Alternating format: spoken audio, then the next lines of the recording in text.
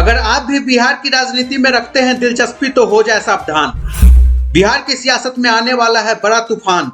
RJD में much सकता है भगदड़ तो बीजेपी में किसी की होगी एंट्री। पर तेजस्वी को किसी गैर से नहीं बल्कि अपनों से मिलेगा धोखा।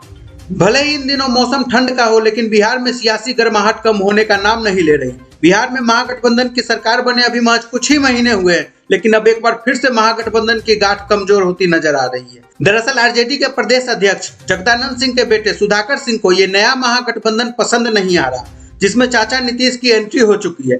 जैसे ही महागठबंधन की बिहार में सरकार बनी, वैसे ही सुधाकर सिंह जो आरजेडी के विधायक हैं, उन्हें बिहार सरकार में कृषि मंत्री भी बनाया गया।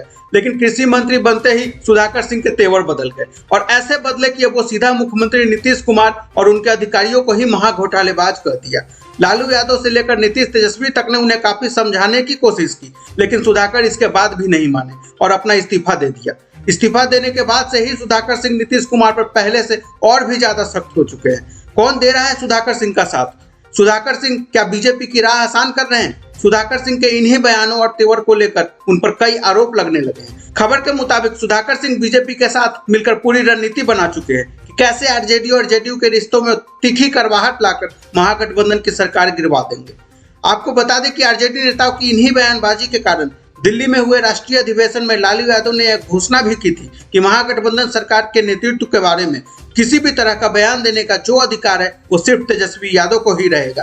कोई अन्य पार्टी का नेता बयान नहीं देगा और अगर कोई बयान देता भी है तो उस पर कार्रवाई होगी। वो बीजेपी का एजेंट होगा।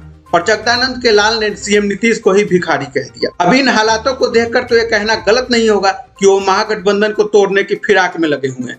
अब ऐसे में सवाल ये भी है कि क्या जेडीयू के कुछ विधायक भी उनके संपर्क में हैं? अगर ऐसा होता है तो फिर ये आरोप सही साबित हो जाएंगे कि वो बीजेपी के इशारे पे खेल रहे थे। लेकिन तब तक तो बीजेपी अपना मकसद पूरा कर चुकी होगी। वहीं जब सुधाकर के बयानों पर तेजस्वी यादव से प्रतिक्रिया ली गई तो उन्होंने साफ कह दिया कि जो नीतीश कुमार के खिलाफ बोलेगा वो बीजेपी का एजेंट होगा। इन आरोपों पर अपनी चुप्पी तोड़ते हुए सुधाकर सिंह ने तो सीएम नीतीश कुमार को ही बीजेपी का एजेंट बता दिया।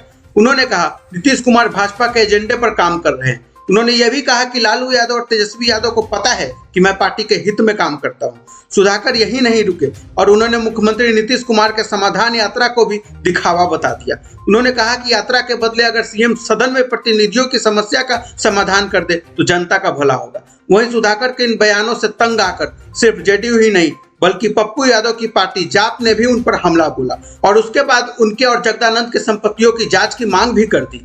वहीं अब इस करवाहट के बाद नीतीश की पार्टी का क्या हाल होगा? लगातार हो रही बयानबाजी और चेतावनियों के बाद भी सुधाकर सिंह पर तेजस्वी यादव कोई सख्ती क्यों नहीं कर रहे हैं? ये भी एक बहुत बड़ा सवाल है। क्या जल्दी ही बिहार में बड़ा खेल होने जा रहा है? ऐसे कई सवाल है जो सबके अंदर चल रहे हैं, लेकिन बिहार की राजनीति किस ओर करवट लेगी ये तो समय ही बताएगा। वैसे इस मुद्दे पर आप अपना विचार हमें कमेंट करके जरूर बताएं।